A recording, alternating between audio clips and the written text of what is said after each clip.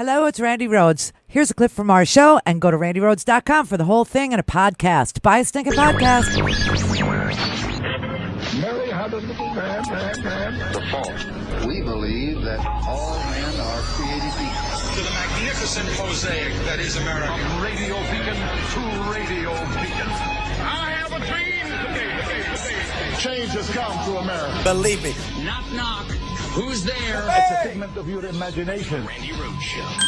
Turn up your mind. Okay, this is like real East Germany Stasi stuff, okay? Here you have this whistleblower who is claiming that Jeff Sessions, when he made the public claim that ICE failed to make 800 arrests as a result of the Oakland mayor, Libby Schaaf, tipping off the community to ICE's planned raid, he spoke up and said, that is a lie. That is not even remotely connected to anything that happened, okay? So he is now talking to the CBS reporter and telling her he's never been asked in any of his public service roles at NASA or in the military or any to ever lie, and he refuses to lie, and so he had to speak out. And as she's interviewing this former ICE spokesperson, James Schwab. We talked to Schwab on Wednesday, some 3 months after he quit. We were interrupted by a surprise. He's a very persistent human being. He had unexpected visitors at the front door of his home. I can't speak with you. Well, why are you guys here? I can't speak with you about that. But if you... The men identified themselves as agents from the Department of Homeland Security Inspector General's office. Oh, my God. You'll Is call this me? about the incident Please that don't happened with interrupt. James? Are you going to call me? We're in his home, so I have Yeah, every well, right I'm to talking to him. This is confidential, okay? What was that about? They just said that they wanted to talk to me about the leak with the Oakland mayor. Were you surprised to see them? Completely shocked, unexpected. Did you ever contact the Oakland mayor's office? No, I've never met her before. I never contacted You didn't Libby email? Schaaf. You I didn't never leak any emailed. information? Never. I would never tell her. I would never tell anyone. They were very serious. He was very stern with me, and it was concerning. Do you think that was an intimidation technique? Absolutely. Absolutely. Why 3 months later are we doing this? This is intimidation. And this is why people won't come out and speak against the government. Do you believe that other agencies are struggling with this? Their spokespeople are struggling with what you've gone through? I know that they are because they've reached out to me. Schwab says he's speaking out now because he's talked to others in the federal government with similar concerns. Oh, my God. That's one of the most important reasons that I'm doing this, is that so that people hear that someone else stood up, that someone else said no and was concerned with it, to actually prepare and stand out in front of the public and perpetuate something that you know is absolutely false is not okay. And no special agent from Department of Homeland Security is going to stop me from saying that.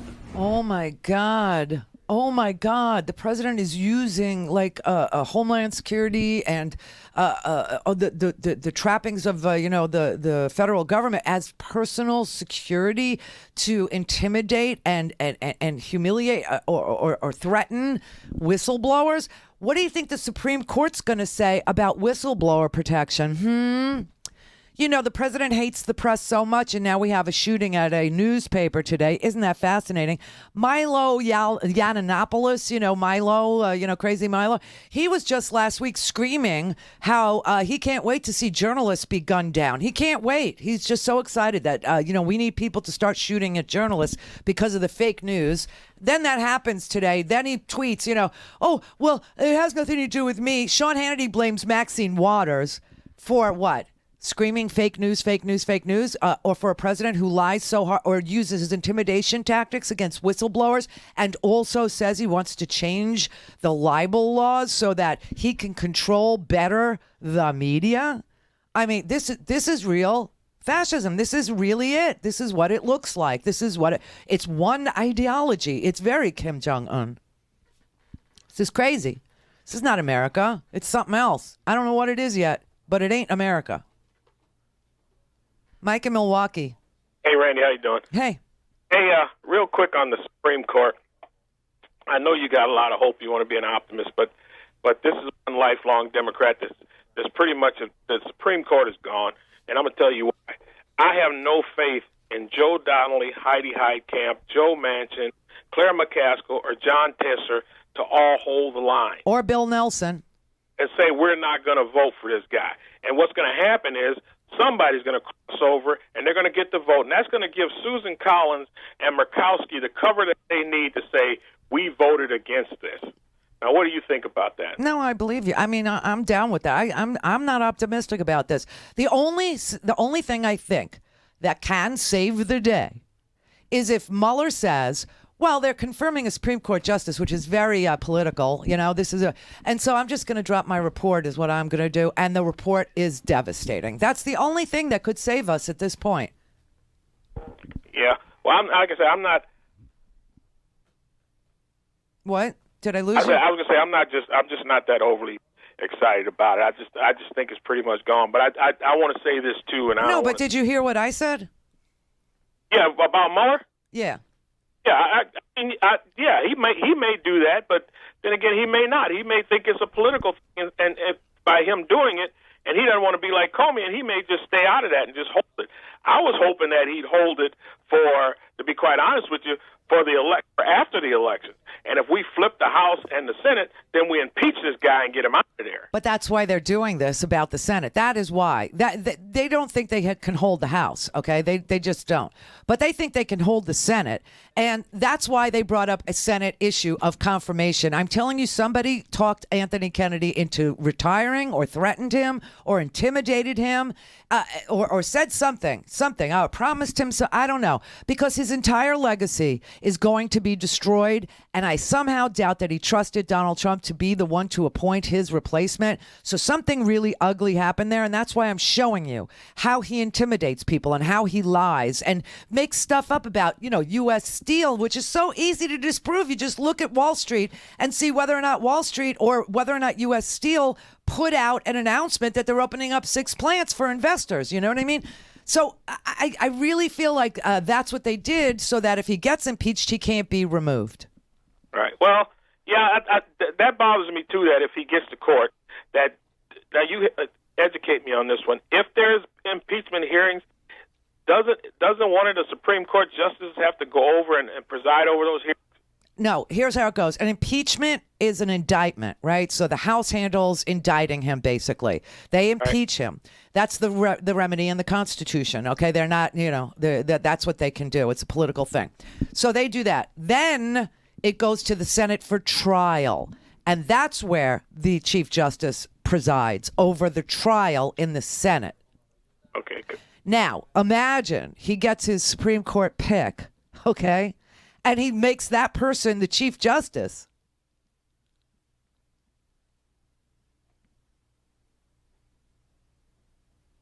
Hello? Yeah, my phone's about to go out. Yeah, I hear that. Okay. Jay in Port St. Lucie. Good afternoon, Randy. Hi. I've been listening to you for a long time, and I think you might have forgot, but I just want to thank you for having Darryl Jones on back when he was run back. I guess that was in 2004 when he was running for governor. He was a state senator in Florida, and he was running for governor, but he didn't have the money, and I think that was the same year, I believe, with Janet Reno and them was running. So I think it was just too much was going on, but I was helping him out. I was campaigning with him, and you had him on your show as a guest. That's a long time ago. To have him, let him give him his spiel, so he can tell you what he wanted to do. But anyway, to get back to current events. Yes. I think that what Joe was just talking about, you're underestimating the Democrats, because anybody that would vote for one of these judges who would actually, I even told my granddaughter, I said, you're going to have to live with whatever this guy does. I said, it's not going to, I won't be here. I said, but it affects you and your child. That's your children, it. My great-grand. I said, so that's what's happening. So she rallied all the kids up there at Binghamton University, upstate New York, and all of them are vote. They're all registered and ready to vote. But the thing is, I think that Nelson, he wouldn't do it. I don't think Nelson, even though he's tried to play that middle stuff, I think he knows it's political suicide if he went along with the Republicans in the Senate. I think he understands that, and I think he knows. I talked to him, but I think he wouldn't do that. He wouldn't turn that way. But what I really wanted to talk to you was about Orlando, about all the Puerto Ricans that's moved from Puerto Rico and who were misused and abused in Puerto Rico by this government and treated them. And so a lot of them moved there to Orlando. Now they're a big voting bloc, and just like the young lady there in the Bronx ran for the House and won. I'm thinking that some of these folks up there in Orlando should run for something and try to take over the House or Senate here in the state of Florida. That'd be lovely. It would be absolutely beautiful, but it's too late because we have a primary in August. I don't think you can get on the ballot anymore. So, but next time, it would be a wonderful thing to see, representation like that. You're right. That's where everybody migrated to. They all went to Orlando, and this president's handling of Hurricane Maria. I mean, and the lack of coverage, the fact that in Katrina, at least we, knew that George Bush was, out of it. But then this happens in Puerto Rico and the president throws paper towels and, he just keeps on doing more and more outrageous things to keep the news moving while he goes about his business of intimidating people behind the scenes, while he goes about his business of, not repairing anything in Puerto Rico and letting 4,000 people die. He suppresses reports. He lies about new plants opening and, how successful he really is. He lies about the tax cuts. He lies about everything, but as far as the Democrats holding together, no. Three of them voted for Gorsuch. So I expect that those same three are going to, vote for whoever he picks. Yeah, I don't know. I just have my feeling. I just got a feeling that they will stick together on this one because they understand the ramifications. I think they would understand it. It's not about them. It's about the next generation. Do you really? You really think Joe Manchin is going to hold the line with the rest of the Democrats?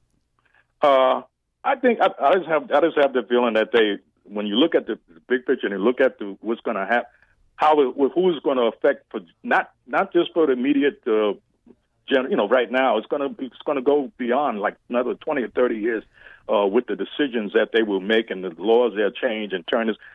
When you were talking before, it reminded me of Mein Kampf of what the Nazis did, and it was a slow. They did it just like this, incrementally. They just took little things, they chipped away. Yeah, and don't you think that the one thing that Donald Trump is very good at is marketing and test marketing, right? He's very good at that. We know that the only reason why Donald Trump is famous is because he himself was feeding stories about him posing as a PR person under pseudonyms, two of them. Planting these outrageous stories about himself in the newspapers, and then he would accept or deny the story based on how it played out, right? So he's very good at test marketing like that. So don't you think they test marketed babies in cages and that they're doing this to make people get used to the fact that babies can be jailed? Don't you think one of the first things he's going to bring to the Supreme Court is that Flora settlement that says, babies can be in prison with their parents?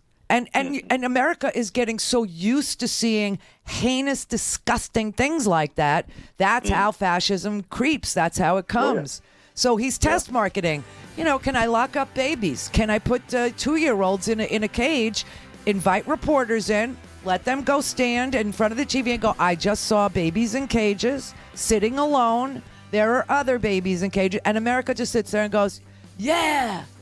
I mean, don't you think that's how it happens?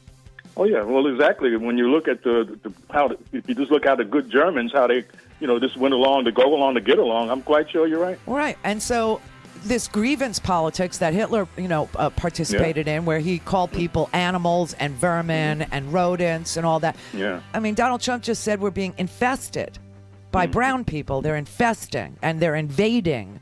Now, if you have an infestation, you're going to need an exterminator. So don't you think that this is all test marketing to see just how much America will swallow? I do. Go to RandiRhodes.com for the whole thing and a podcast. Buy a stinking podcast.